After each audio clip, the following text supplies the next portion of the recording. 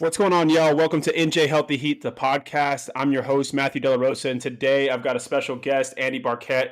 He is a 2018 World Series champion. Yes, you heard that right, World Series champion. It's not every day you get to talk to somebody who's had the honor of hoisting that trophy. So we're going to dive into everything Red Sox. We're also going to talk about what he's doing now. He's a personal hitting coach. He works with some of the best high school, college, and I think pro players across the country. So really interested to hear his hitting philosophy as well as his journey. He's also played numerous amounts of years as a professional baseball player himself, making it to the big leagues as well as coaching in the minor leagues, and also at the professional level, obviously. So without further ado, man, I'd love for you to just kind of give a 60-second snapshot of who you are and how you've gotten to this point in your career. I know you've got a Wow. lot to wrap up in 60 seconds, but Yeah, that's a lot of 60 seconds, man. Well, thanks for having me on. And hello to all your listeners. And hopefully, in the next 60 minutes, you can pull some nuggets out of here that'll help you or your children or somebody that you love and support in baseball or in life. I was a non-drafted free agent that thought I was going to, maybe just hopefully get a cup of coffee in professional baseball. I wanted to come home from college and have the hat that I signed with somebody, and I come home to my college and see all my college guys, and I'm a pro guy now. That's what I wanted. And next thing you know, I had 28 years later in a World Series ring. I got a little bit more than I anticipated. So yeah, it's been a long journey and a great journey. But now, I'm kind of on the back side of that and looking back at the journey and learning and now taking all the lessons along the way and showing them to the next generation of players. Definitely. So you've had one of the most unique, journeys in baseball, right? You've played, collegiately. Obviously, you played professionally. Then you worked in the minor leagues as a coach, and then you made it all the way to the big leagues as a coach and a player. So when you kind of look back and reflect on your career, what part of your career do you think has shaped you most now as a coach? Like, what part of it has helped you kind of unravel your brain of what baseball is to really help your players that you work with now? Yeah, I think it's a little bit of everything. I think you have to understand the 21st century athlete to deal with the players now, but the 21st century athlete still has the issues, if you will, at the plate that the 20th century athlete had. Hitting is really, it transcends time. Like we do some different things now, but the mind of a hitter, it hasn't really changed and probably never will, as far as like how you feel when you're not doing well, how you feel when you are doing well. What's your game plan? What's your mental game like? What's your approach like? Obviously, we've evolved a lot on the mechanics side in baseball, but and there's a lot to be said about that. But I think that what transcends time that I would take from all of my career is that the mind and the heart of a baseball player is really, the mind and the heart of a human being that doesn't really change. Um, we're all this game is so much failure. We're beating ourselves up constantly. So trying to, be able to align my mental game with my daily, approach and my daily routine to be able to try to build and achieve something that, that hasn't changed either. But trying to get this generation of athlete who's used to just scrolling on his phone and getting an answer really fast, getting that person to understand that this takes time, that this is a process, I'd say is the biggest challenge in this day and age. That this generation wants results quick, and then back in the day we learned that this is a process and it takes time. Definitely. I hear you talk about mental approach a lot throughout your content, and you're always preaching it to the guys that you work with, or so I see. What is, the mental game to you in baseball? Like, what defines it? How can somebody, begin to understand it and then kind of implement it into their game? If you're a youth athlete, a high school athlete who really hasn't had to rely on the mental game yet, because I think, right, throughout my career, the mental game, yes, it was present in high school, but you don't really start having to think about the game of baseball until you get to college, and then definitely when you get into pro ball, right? In the early ages of your career, you can, really lean on just your physical attributes, and then after those kind of even out with the rest of the playing field, it is that mental, side of things that kind of take those players from, bench players or maybe bottom of the lineup guys to guys who are, at the top of the lineup and getting drafted and then moving up in the organization. So where does a player begin to even peel back the layers of the mental side of the game? Yeah, I mean, I think mental skills are just like physical skills that you have to start working on. And I think there's techniques and there's trainings and there's I just completed a book called Core, which is my mental skills program. The last real job I had was the hitting coordinator for the Chicago White Sox, Mm. and the first year I was special assistant to Tony La Russa and player development, and so I was kind of a liaison between AAA and the major leagues. And then the second year I was the coordinator, and I came in and this organization needed an overhaul of mechanics. We needed a foundation of how to move. So I came in and we're going to work on movements the first year, get everybody moving correctly, and get this throughout the coaching staff. Year two, I thought year one we did a really good job. You know, the numbers got better in the organization. Year two, we put in approach and plan and how to game plan and how to hunt pitches and really teach that. And then year three, if I was going to come back, I had written a mental skills program, and I was going to implement that as part of my plan in 2024. My contract, however, wasn't renewed in the middle of the season or the middle of instructional league, which is the end of the season. Yep. So going into 2025, I had interviewed for some major league jobs. I didn't get them, and I started working on Core, the book, and working on Core, teaching it to privately, both remotely, and then as well to teams and groups. And it's an acronym. It stands for ownership of process. Championship mindset, ownership of process, relentlessness, and enthusiasm. And so, if you break it down, championship mindset. The book goes into what is that. Everybody talks about it, but really, what is that? And to me, if you've never won a championship and you've never led a team or been on a team at a higher level, I'd say high school or above, to win a championship of some sort, you really don't quite know what a championship mindset is. Like, you might say or you read books about it, but if you've never done it, I don't really think because there's something inside of you. It's a power inside your soul that connects with a bunch of other people. And when that happens and we're all connected, we all start doing something different. And we start training different, and we start playing different and approaching the game different when we're doing it as a group. And that's what happened with the 2018 Red Sox. And that's what basically the book is based upon, was that core, that acronym comes from the heartbeat of that team, where I call it baseball utopia. I say this in the book, that you got the greatest players in the world, or some of them. You got David Price, you got Porcello, you got Chris Sale, you got Devers, you got Mookie. I mean, on and on. Mitch Moreland, Xander Bogaerts. What a team of players, right? Yeah. However, they got good. The Padres had a good group of players too. I mean, you can look around and say there's lots of superstars, but this group was here. You got 25 talented guys, and then everybody with that soul power kind of connected. Then something different happens. Everything happens. So you start training as a champion. You start thinking as a champion, and then basically breaking that down. Mental game is owning your process every day. Like, what is your daily method of operations? And do you wake up in the morning and decide to do your abs and your core routine, or do you grab the remote and a donut? You know what I'm saying? Like, I don't know. You got to figure it out. Your routine and who you are. That starts first in the morning. So mental game is not just thinking in the moment to hit. Mental game is how I structure my life. Relentlessness was the attitude of the team, that relentlessly we're going to keep coming back at you no matter what. That's a mental skill.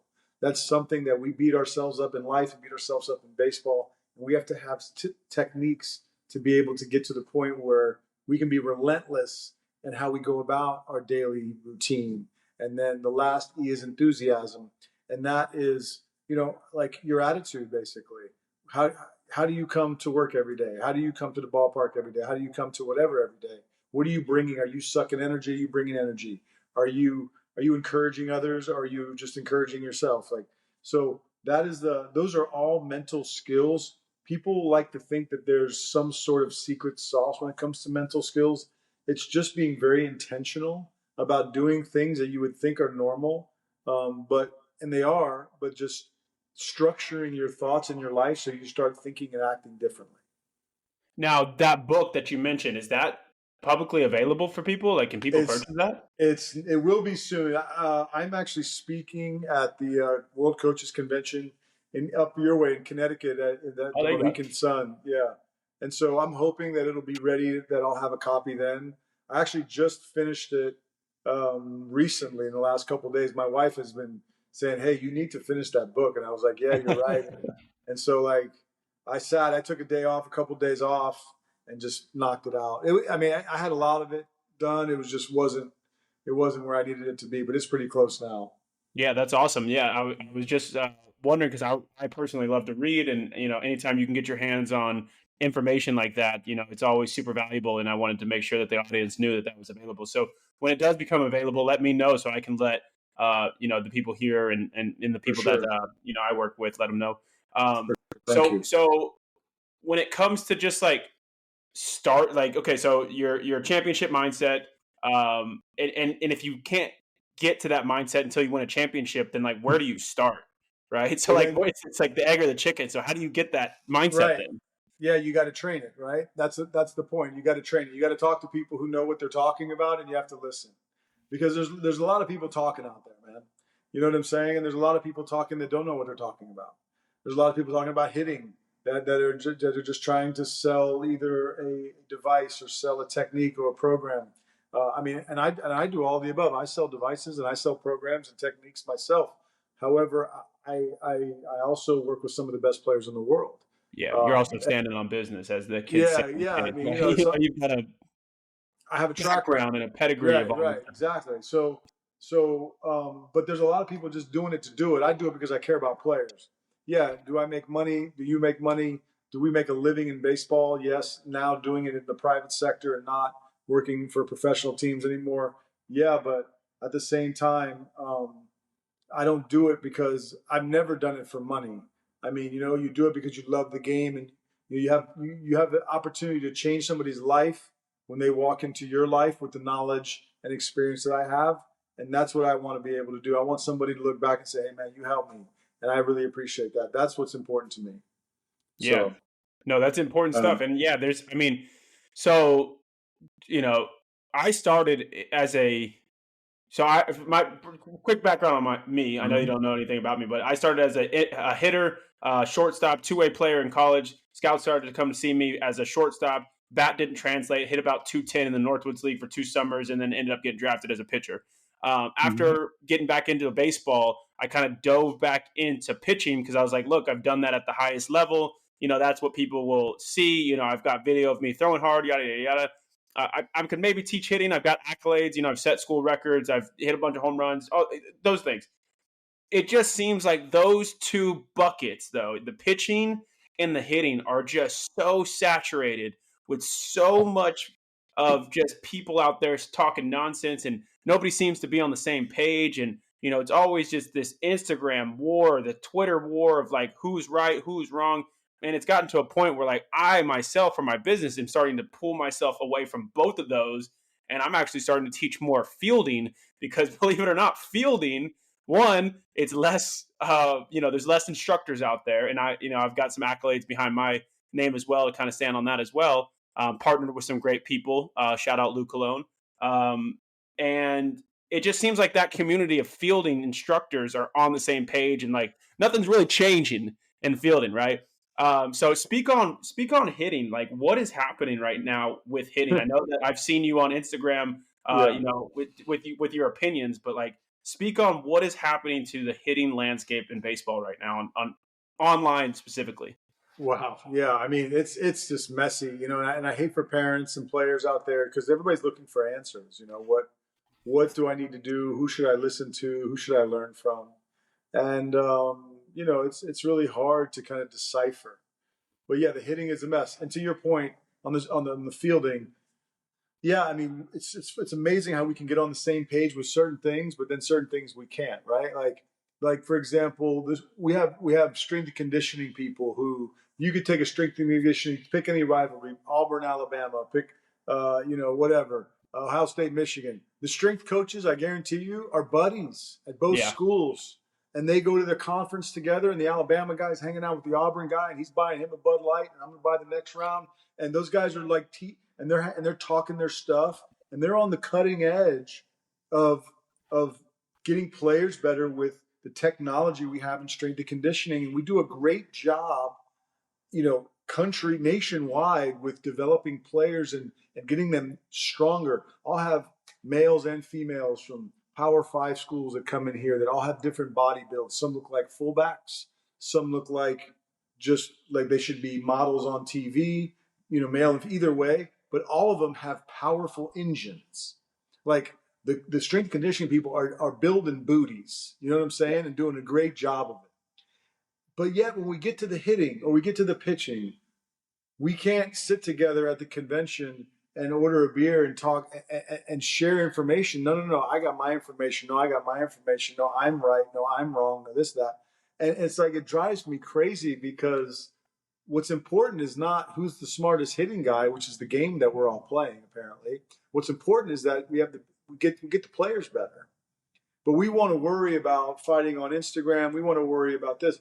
I mean, for example, it's affected me personally. Richard, teacher man, is we have a player that we share as a client, and so I work a lot with the player's mental game, and I'm more hands on with him on a day to day.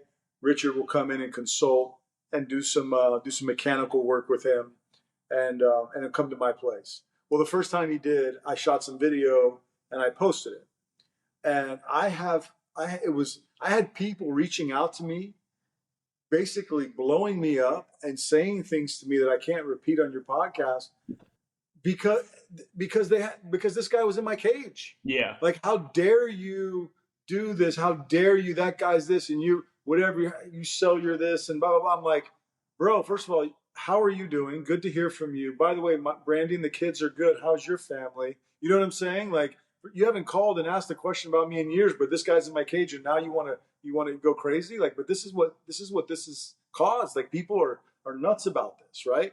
Here's the deal. I think if you are helping players, you should be able to have a voice and say what you want to say. If you're not helping players and you're just popping off, whether you're a 20-year big leaguer or you're a 20-year clown, then just keep your mouth closed, man. Because like if you want to get in the arena and get your hands dirty, then you know what? If people like your technique, at the end of the day, Richard starts a lot of this going back and forth with people. He says people start with him. Who knows? But at the end of the day, he is Aaron Judge's hitting coach. He's. I mean, what are you going to say about it? You can say what you want. And Giancarlo works with him too. He works with a lot of people. He works with a lot of people that he doesn't public like. And when he's in here, he's very respectful to me. We're very respectful to each other. I let him do his thing. He lets me do my thing. My son was in here. He's a 10th round pick of the Giants. Hey, Richard, take a look. If you see something, say something. Hey, if I can find one thing, dude, to help get a player better, you know what? That's all that matters to me. I remember growing up, or not growing up, when I was young, married. The pastor that married us, he used to say, he was a Baptist minister. I didn't grow up Baptist or anything of the sort. And he goes, listen, Andy, listen. I wouldn't walk across the street to make somebody a Baptist. I don't care. But I would do anything to make sure that you know the Lord. Like that's the point. And I think that's what we need to adopt that as a hitting culture. It's like, I wouldn't walk across the street to teach you Richard's technique or anybody's. It doesn't matter. But I'll do anything to help you get better. You know what I'm saying? It's not about the technique. It's not about where. It's about I'm going to lock arms with you, and we're going to figure it out. And that's how it works. Because hitting is hard, pitching is hard. Yeah, and we should all struggle with all of it. It's a messy world out there. But if you want to get just the basics of hitting. Well, real quick before you move on to the basics of hitting, I'm curious. Like, do you see? Because the people that I see who get super upset or who are on, Instagram or Twitter, being upset, or who are in people's comments, like, they're not high, like, I hate to say, they're not high level people. They're just like some Joe Schmo out there. So I'm curious, you're having conversations with high level hitting coaches, high level players. Like, are people at that level also that type of way? And without obviously calling people out in like one way or the other, but like, are people who are, professional hitting coaches, do they care one way or the other? Like, or because I feel like once you get to a certain level, like you mentioned, we're all after just like a little bit better. So if teacher man or whoever has a little bit of information, the way he phrases something clicks me, right? And then I go off and I go, 12 for my next 20. Who cares, right?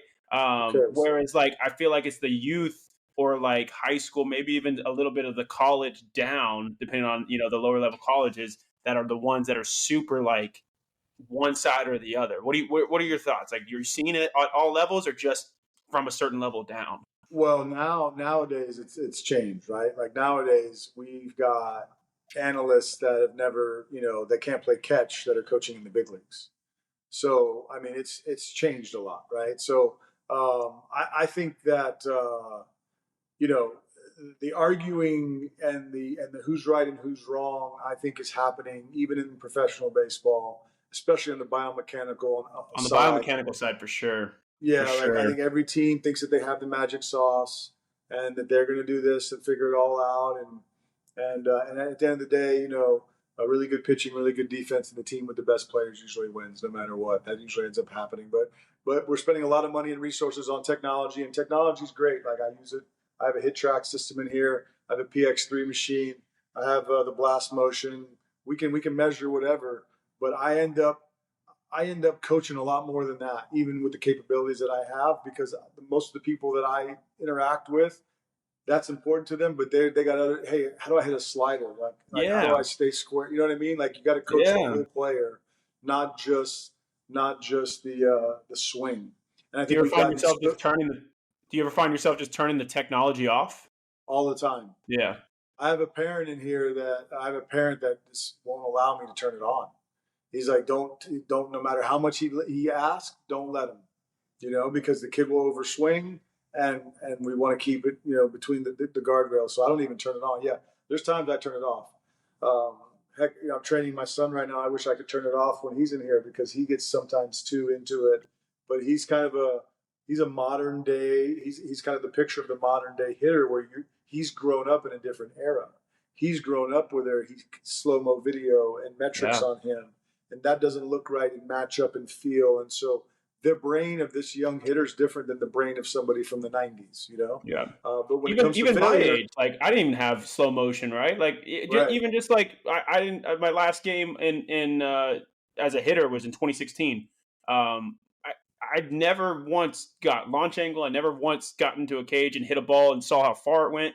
My home Right. runs in game, I never got told what it came off my bat at. Like Yeah. nothing like that. I was texting with Mookie during the World Series right before Game 6, and he was asking me what was my routine in 18. You remember? I said, how could I forget? Right, this is ingrained in my brain. And so I started firing up, and he goes, "Did I hit foam balls?" I said, "Mookie, we didn't have foam balls in 2018. What's the matter with you?" They didn't come out till like 2021.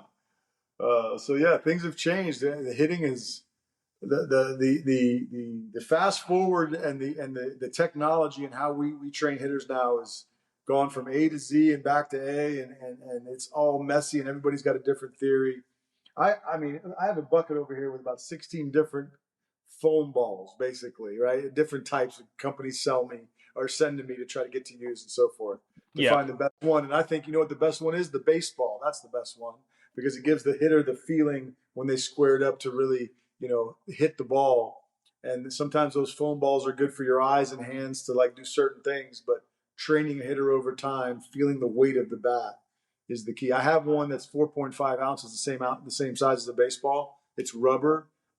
If any of them, I use that one for the machine. But other than that, I like baseballs. Even when the only time, and again, I don't know much about foam balls. I know that some of the kids that I work with, I don't work with hitters. I know hitting, I don't talk hitting though. Smart guy. I'm not out there trying to do it. Yeah. But from what I've understood, it really helps train that velo aspect of trying to get in there without having the hitter be weary of like, am I going to get jammed? With the wood bat nowadays, more kids are swinging wood bats at an earlier age. I feel like than ever before. Not trying to break a wood bat with a real baseball. Like, what are I guess in your opinion pros of training with a foam ball, or is there any?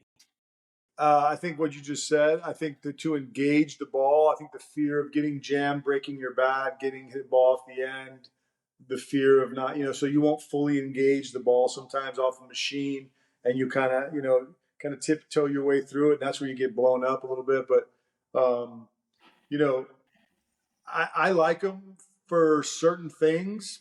Ride, if you're trying to train ride, you want the ball to be at the top of the zone and to stay up there. And those foam balls do a great job of kind of giving the hitter the illusion that some pitchers do with ride.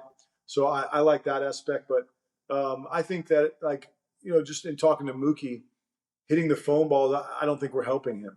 I think it was, it gave him the hand eye, but it doesn't quite, your body doesn't brace the exact same and really use the ground the same to hit a foam ball as it does to hit a baseball.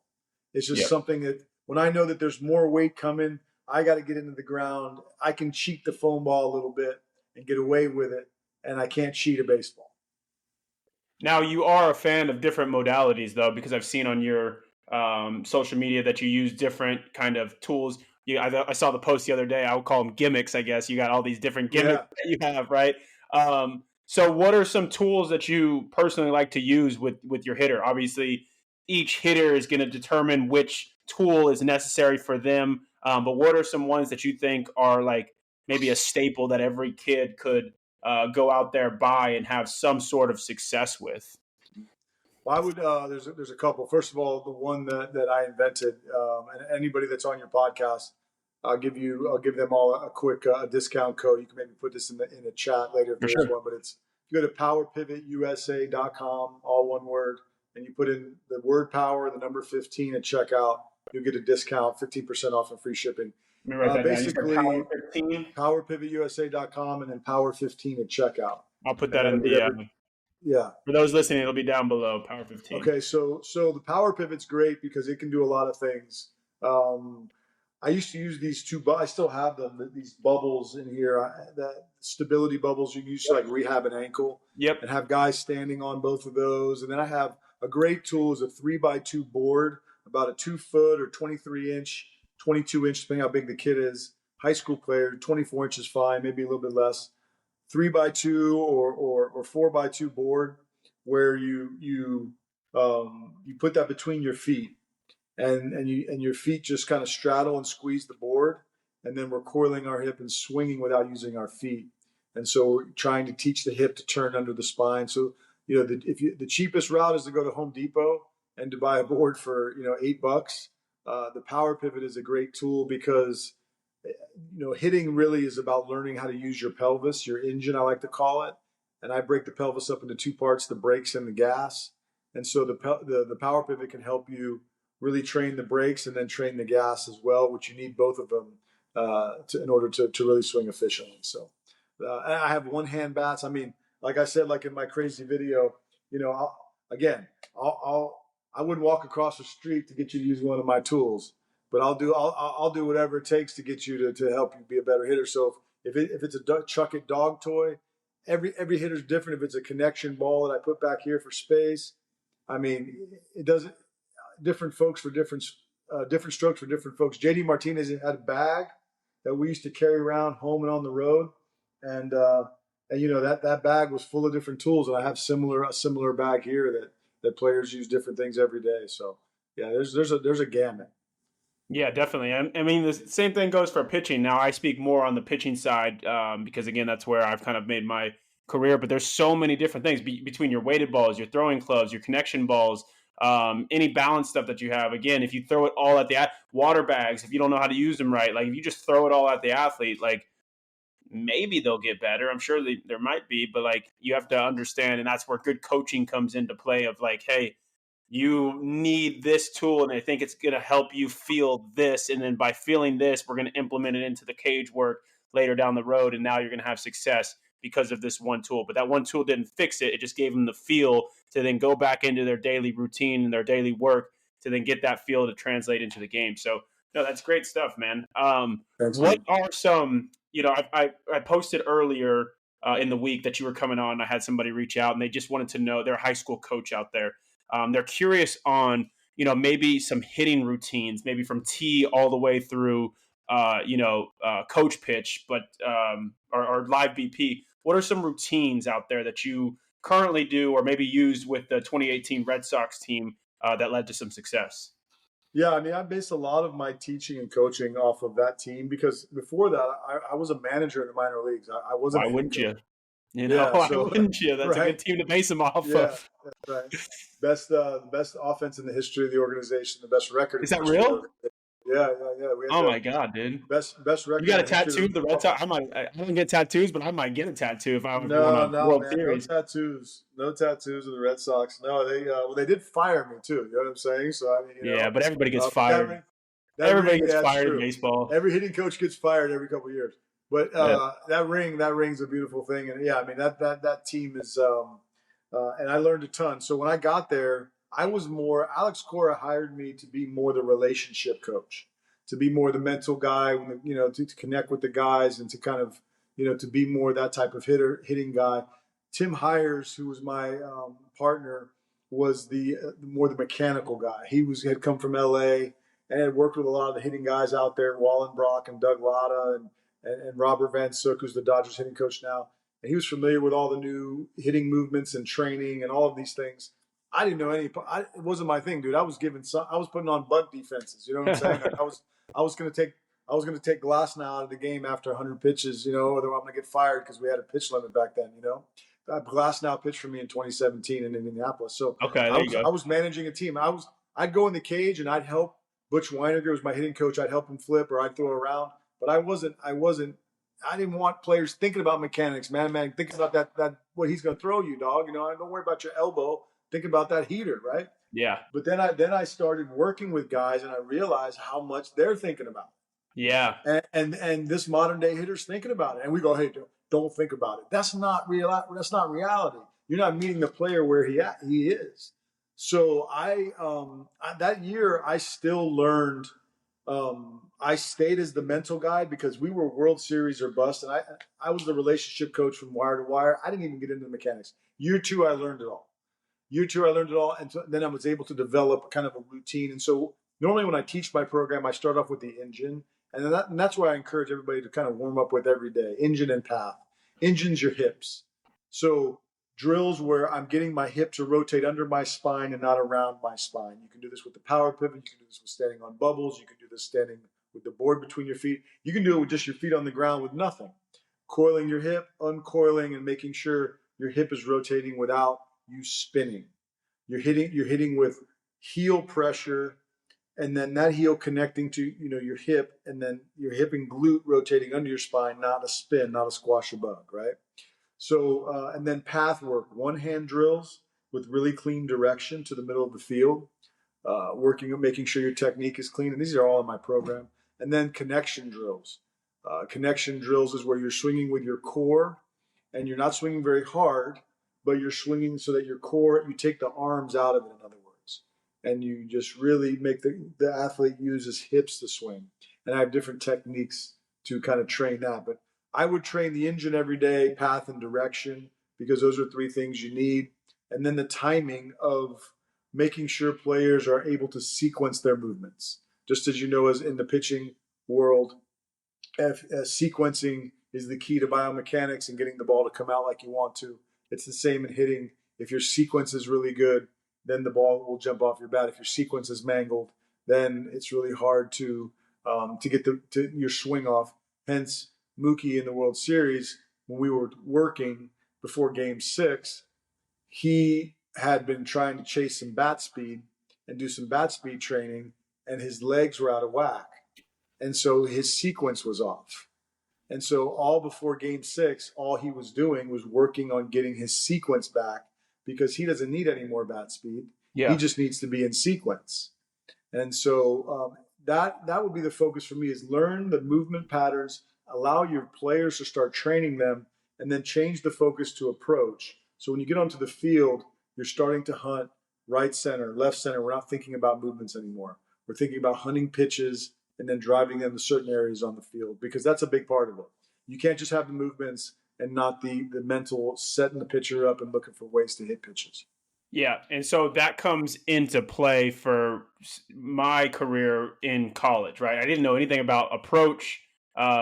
anything about that. You just go up there and you're just basically you got one approach, and it's see fastball, hit fastball, and that probably is a good approach to keep throughout your entire career. But as the game evolves, as it gets faster, as pitches get sharper, as people start understanding how to turn over lineups and not show you their stuff the first time, all that good stuff, right?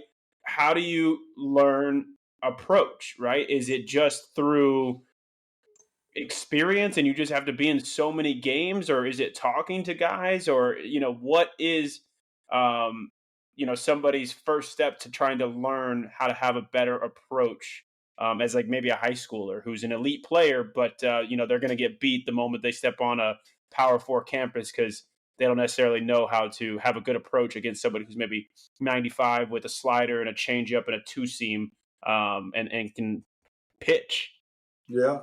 Well, I mean, number one, you have to start training it. You have to be aware of it. You have to kind of start bringing it into play and say, this has got to be part of my game. If I want to play at a high level, I need to have it. It's got to be part of my game. Matt, you're a pitching guy. Pitching coaches are sneaky.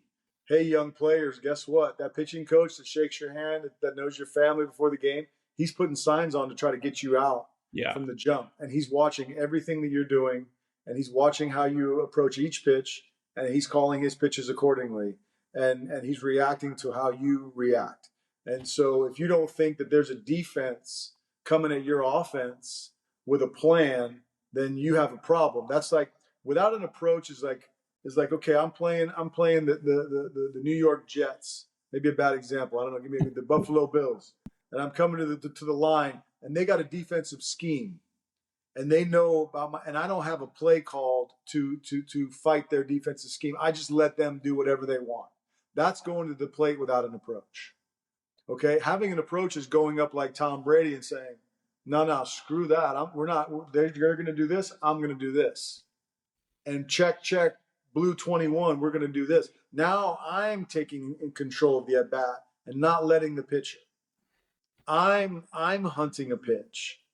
Okay, so like elite approach would be this, and this I was actually managing this game. Manny Ramirez is playing for me, one of the best right-handed hitters of all time. This is in the Dominican in 2015. This is on YouTube. You can actually see this homer.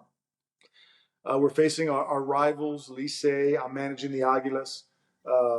Madrigal was the setup guy for Licey. First and second, we're down 2 runs, no outs, 8th inning. I actually had the idea to pinch hit for Manny Ramirez, bro, because he had been swinging it bad and bunt.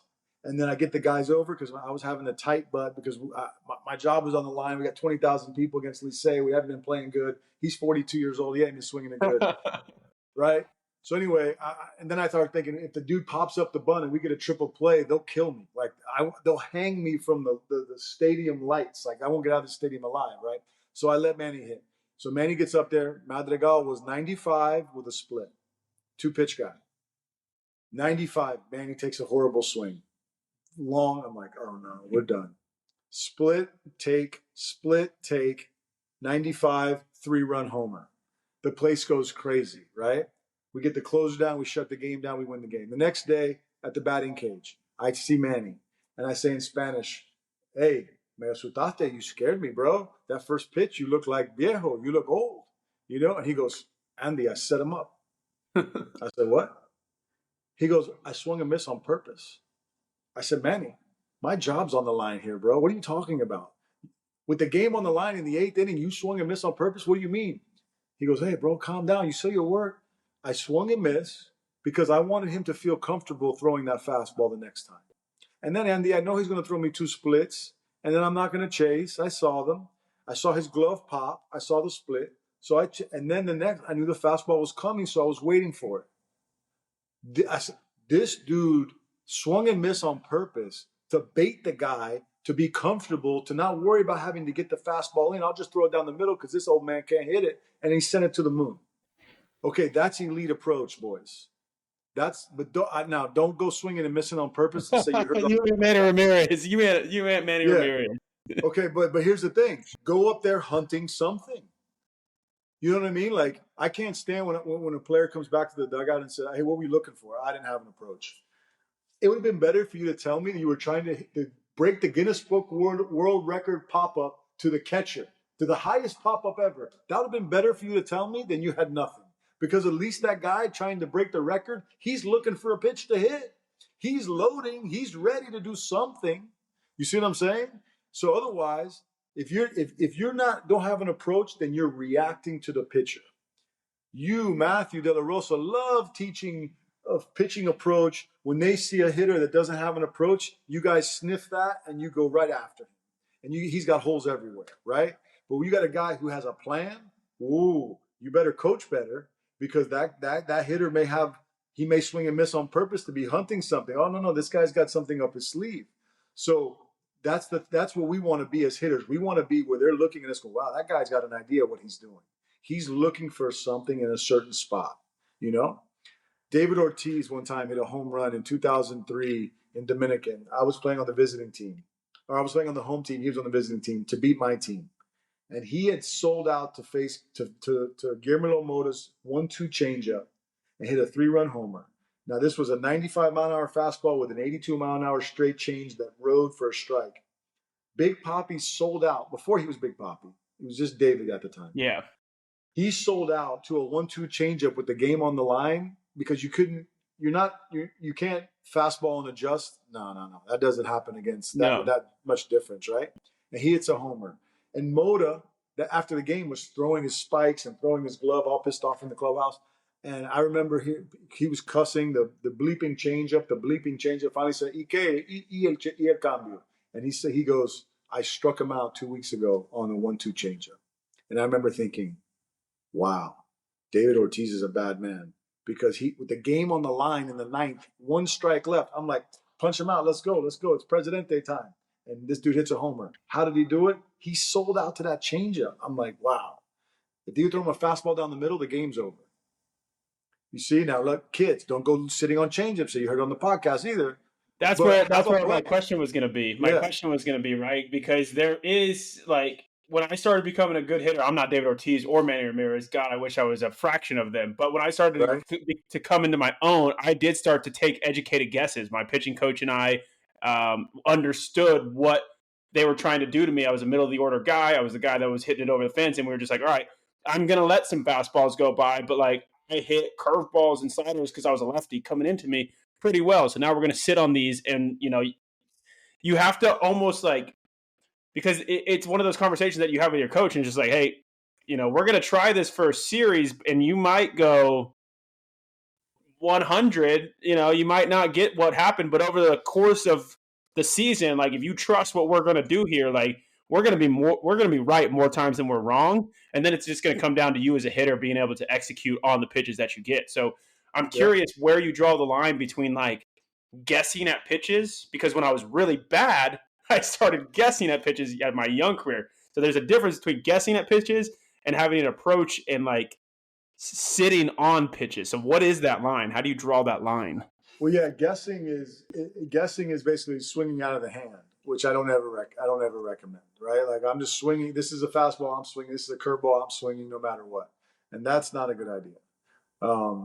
Approach would be more, you know, I'm looking, let's say you're a left-handed hitter, you're facing a right-handed sinker baller. Okay, that guy's trap, each pitcher has a trap.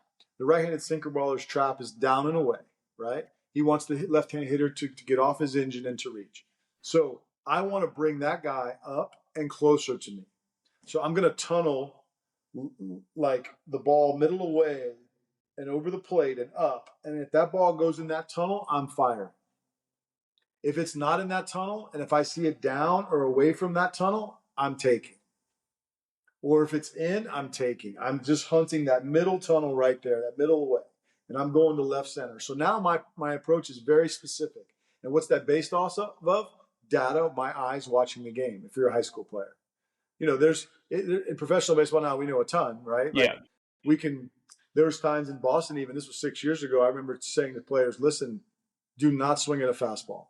What? Why not? Because it's a heavy spin at the edges. There's no slug. But that steal a strike breaking ball goes a long way, bro. Sit on it. And they look at you like, so you got to discipline yourself. I'm hunting soft only. I can't hit this guy's fastball, really. If I do, it's barely a single. Yeah. You know? And so, like, Now, obviously, in high school, you can't necessarily have that information, but you watch the game. You know what I'm saying? And then you have a hunch and you have a little baseball acumen and feel, and you start developing it and then approaching a game and start practicing it. I'm going to look fastball middle away here. I'm going to look fastball middle in here. I'm going to look fastball middle, whatever, something. Just don't go up there going, it's like if you were going to return Serena Williams' serve, you and I, man, we'd be in trouble, right? Shaboom, we'd be past us, right? But if Venus came to, Venus would be moving before Serena hit the ball.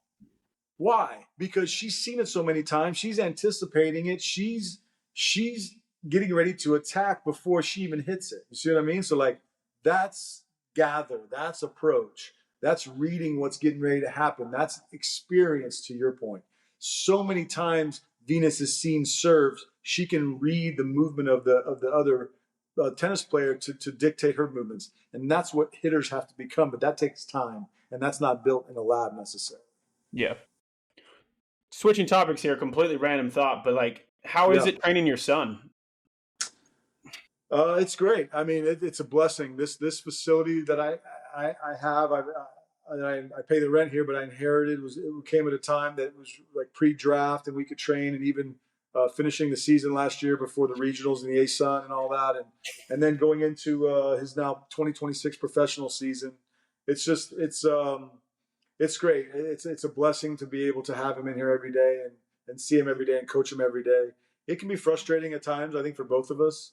I think that, Isaiah is a very coachable kid, and there's a lot of information given to players these days at the professional level, different than before. And he's trying to, work through a lot of that information and video and metrics and make improvements. And so it can be challenging because, as you know, once you start getting so much into the information and the data, you can forget what the heck we're even doing.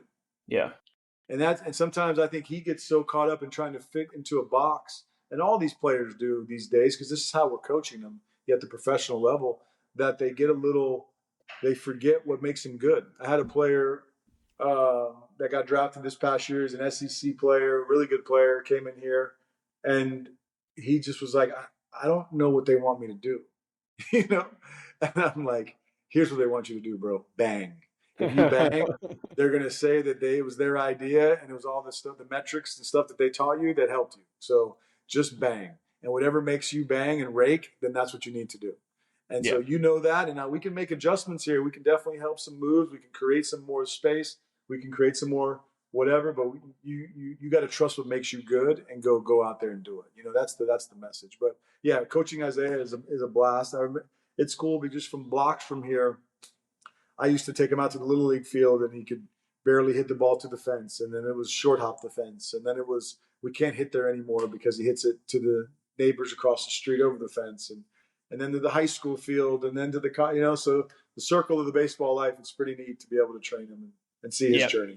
And so he went to Stetson, correct? That's where he went? Yes. Was that out of high school? Out of high school, he went to NC State, which was my alma mater. He was there for a year.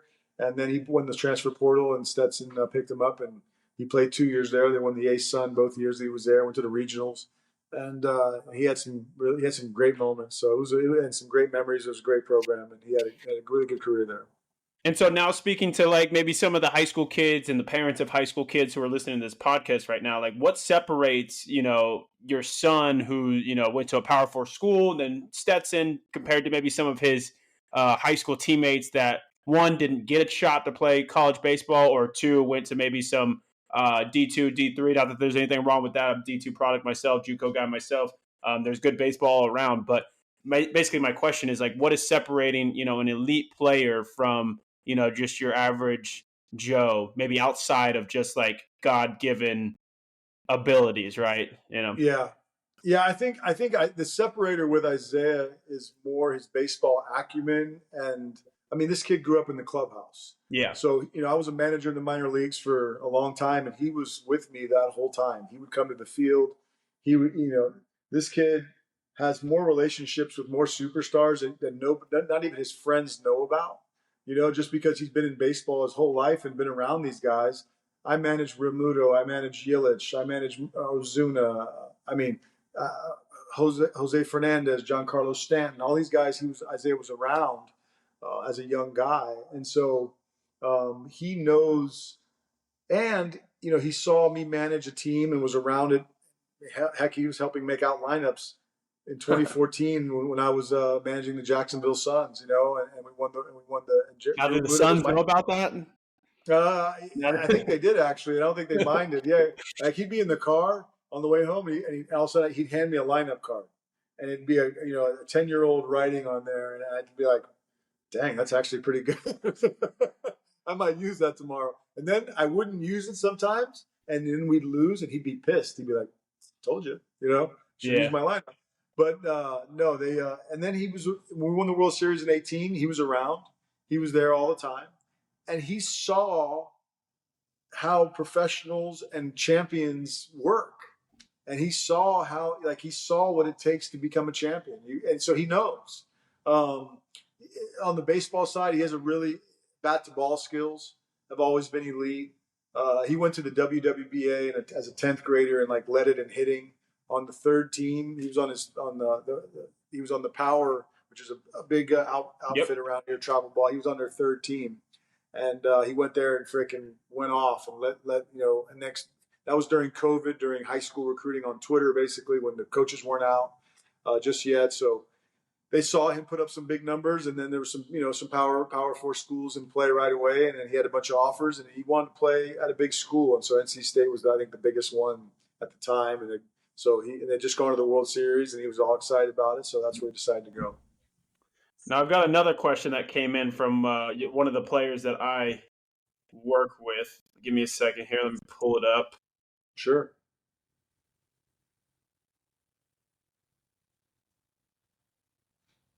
Oh, shoot. I should have had this ready. I had it ready. I read it before, and then memory got lost. Basically, I remember the question. He's asking about a small move compared to a big move when it comes to loading and what your thoughts and ideas were on it. I've also got another question about two-strike approaches and what a two-strike approach means to you and what a player should be thinking about. So why don't you take the two-strike approach one first so I can better find this question. So when you think about two-strike approach, how would you teach that to a young athlete? Yeah, I mean, that's you got to be careful giving away too much with two strikes. I think people, get too defensive, and I think you should stay offensive. I think you should make some sort of adjustment, whether that be physical, mental approach, something. I think you should do something different with two strikes that allows you to get your best swing off. So, yet get your best swing off, yet still, command the zone. Like, I don't like guys just tapping it and putting it in play. Now, at the high school level, better because the defense might not be as good, but you start getting to college and professional baseball, you're out, dude. Like, you're out all the time. So you got a better shot of taking a rip at it and hitting a two-strike double. So staying aggressive. I like to shrink the zone. People say widen the zone. I say shrink it. Pitching coaches are teaching these guys to throw it to the edge with two strikes and away from the edge. So why, as hitting coaches, are we going to the edges? Well, because the umpires call it. Okay, well, that's still not developing good hitters. So shrink the zone. Force that dude to make a pitch, man. If he hits it on the edge and he dots you, okay. You're not hitting that good anyway. You're out if you hit it anyway, for the most part. So stay ready to take your A swing off. Maybe a choke up. Maybe shorten up the mindset. No big thoughts. More to the middle. You know what I mean? Just do something different. And then the pitcher's weapons will also dictate the two-strike approach too. It's always breaking ball, or it's always fastball, or you never know. It's always fluid, but have one, because 50% of your bats will come with two strikes. So you better have a club in your bag for it is really the point. Really? That's a real stat? That's a real stat. That's really? A real stat. 50% of your at-bats will come with two strikes. Interesting.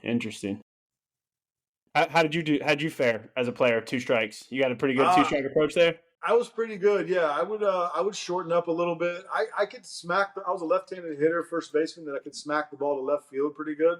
Yeah. So I could soft serve it. I would piss you guys off, you pitchers, even though you're a marinade. But I say, since you're a pitching guy, I would you guys would spoil stuff, and I'd be able just to knock it over there. You know what I mean? Yeah. So I knew I could do that. And so, but then once the league AAA figured that out, then they started pounding me in, and I didn't have a club in my bag for that. So Yeah. I struggled hard in as a lefty. I don't know why people think lefties in like they just crushed it. Maybe some people. I've seen David Ortiz turn some two seams on the hard inner third of a plate in. I'm like, dude, I'm so impressed that you're able to keep your hands in for that long and get the Yeah. bat head out that quickly. Like, I just could not. If I ever made contact with the hard fastball in and it was a good barrel, that thing was hooking so far to the right, it wasn't even funny, man. And That's then funny. next pitch, gone anyways.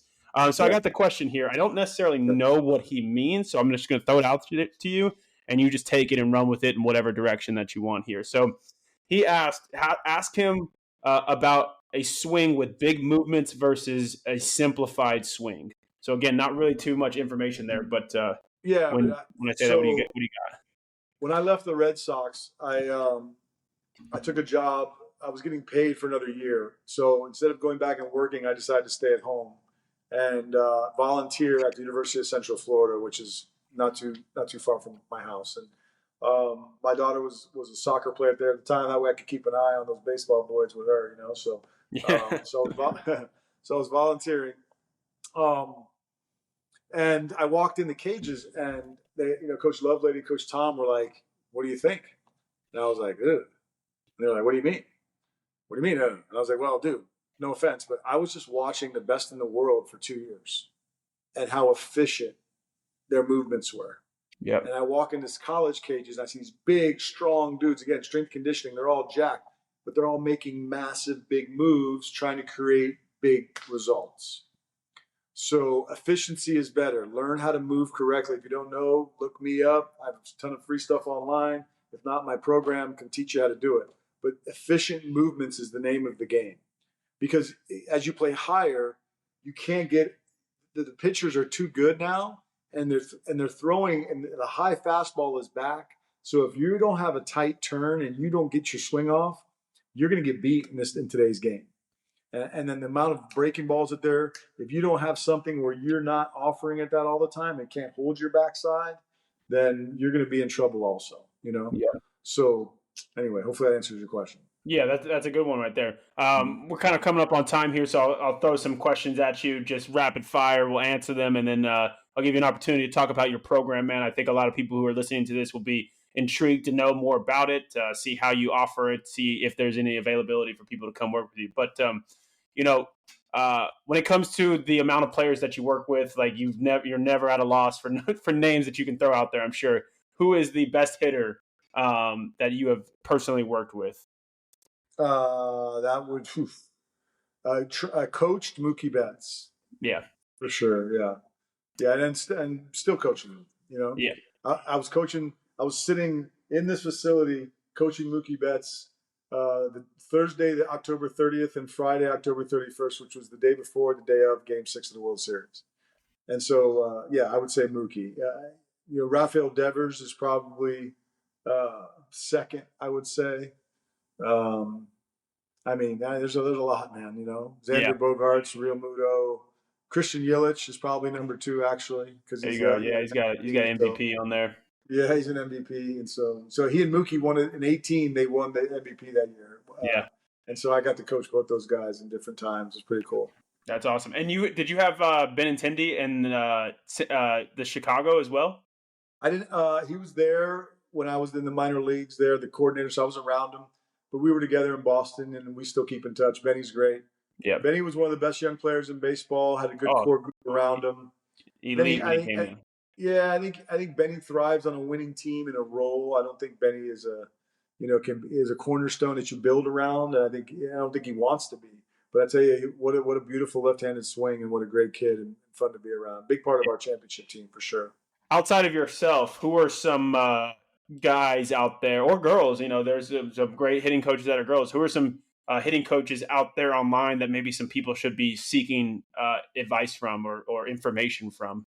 Yeah, I mean, honestly, online, I don't really pay attention to what's going on out there. I post my stuff and kind of run my business. I don't really get too caught up. I feel like my program is the best one out there. So I mean, there's other people like I took a video today and sent it to Tim Hires, who's the hitting coach for the Braves. He's a really good friend of mine, about my son, because there were some things that my son was seeing that I wasn't seeing, and I wanted Tim's eyes on it. So yeah, I consult with other hitting coaches all the time. Darnell Coles, who just got hired by the Braves. But as far as online, I don't know many online that I trust, quite honestly. I really can't recommend any because I haven't done enough research, to be honest with you. Gotcha. Another question that came in from somebody, but it's just an easy question. For some reason, the people want to know whether you like hamburgers or hot dogs more. Hamburgers, There 100%. you go. There you Yeah. go. And then any advice right here, get parting words, any advice to young hitters when it comes to building their swings that you want to just leave with them? If I were to go back and see my younger self, if I could take a DeLorean and back in time and go back and say, hey, little Barkett, number one, quit eating those Krispy Kremes. They're so You know, good, man, when they're hot. They're so good. yeah, get off the freaking black beans and rice and yuca all the time too. And I would tell myself to learn how to use my hips and really learn how to use my core. I was born with a big Cuban butt that I never quite learned how to use in baseball like I should have. Just because back then we didn't know about biomechanics, we didn't know about efficiency of movements, but now we do, and you can train to that. So a young hitter with an engine can train a swing a lot easier than a young hitter that fights to find an engine. And so, yeah, I would say learn how to use your lower half, learn how to connect your heel to the ground, and learn that is a conduit. It's like plugging your cell phone in. When you push most players, if you have them stand up and get in a batting stance, take a stride, they'll stride with their front foot. I teach players to push with their back foot until their front foot moves and feel that coil, and then I'll feel the pressure with the heel pressure that kind of causes the jab step. And when I have a player feel that, I'll go, boom, you just plugged your cell phone in, bro. Now you got the ground. Now that's a game changer. If you can learn how to do that, is what I would go back and teach my younger self. So the same with pitching too, man. Just getting around that back hip and really firing, holding that tension for as long as possible down the mound, and just riding that back leg. Pitching and hitting. That's why I'd say I could talk hitting if I need to, because like from a movement standpoint, they're very very similar. If you're somebody who, for me, I was a righty thrower, lefty hitter, so like they weren't too similar. It was opposite sides, but if you're on the same side, they're very similar for how your hips need to move and how the sequencing of your body needs to kind of correlate together. So yeah, same thing out there for pitching. Go ahead and talk about your program. You've mentioned it a couple of times, man. I want to give you the opportunity to share what that is and how you help kids, and give you the floor here. Yeah, I appreciate that. Yeah, it's going to kind of change a little bit in 2026. I've had some plans. I thought I might get back into professional baseball going into 26. And I still might, but I probably won't. It's not looking that way. Some things were, I had two teams that were interested, and then on the same day they went in different directions. So I hit into a double play, Yeah. and with the bases loaded. So that kind of, and I had plans for moving this business into something else, or just kind of making it more streamlined. So in 2026, the remote program, it's still going to be where I'm able to work one-on-one with people remotely. That's not going to change because that's a big part of my business. But I'm creating something where players can watch me teach on a live stream once a week, both mental game and in person, and then be a part of an online community in a Discord group where we're sharing videos and hitting, and they're posting videos of their wins, and so it's been really neat. And so that is starting. I've just started to implement that. We're in the beta version. Like I said, the book is written. We're going to get that published, hopefully for when I speak in January. But yeah, I have a little cage here in Oviedo, Florida, and next to the Oviedo post office, believe it or not. And in and out of this cage, people walk in and out of the post office, and then you see some of the best players in the Southeast from the University of Florida, from top the kid here right before this podcast is going to be a first rounder. He's committed to Clemson, Luis Hernandez, one of the top perfect game rated players in the country. Nate Davis was here yesterday, who's got a perfect game rating of 10, is going to be probably a first rounder committed to LSU. Parker Lowe was here over the weekend, committed to LSU. So they're in and out. And then I do remote training with. I have players in professional baseball. I have players in high school. I have players in college where I meet with them on Zoom. And, with AI now, there's so many ways to really help players. Just even in my program has gotten so much better because of having like AI assistants being able to listen to Zoom calls and write down the meeting notes and organize programs for players. It's been really cool. So I'm gonna kind of just ask everybody to follow Holistic Hitting on Instagram, and then Yep. just stay tuned to what's coming to 2026. If you have questions, reach out, DM me. I'm pretty easy to get in touch with. Definitely, yeah. I'll plug the Power Pivot underneath, as well as Holistic Hitting for your Instagram. Do you have Twitter, YouTube, anything like that you want me to plug in there? Yeah, Twitter's Andy. The YouTube page is growing. So yeah, the YouTube, there's some videos on there. So I would check it out. Holistic Hitting on YouTube also, and then Twitter's just my name, Andy Barkett 17, I believe. So Definitely, and the best way for people to get in touch with you is how? Email, just DM. Instagram, DM me on Instagram. Yeah, that's where I kind of run my business off of. So that's probably the easiest way. Okay, great. Man, this was a great conversation. I think that you provided a ton of nuggets for a lot of people out there. I'm super excited to get this one out. This one will be dropping on not this Monday, but next Monday. So right after Thanksgiving. So again, thank you so much for your time, man. Let you get back to work. Let you get back to helping those players rake that we will soon be seeing on TV if we're not already seeing them on TV. So best of luck to you in your business, man. This All is right. good stuff. You're good for the Thanks, baseball man. community. Appreciate it, man. Thanks for having me on.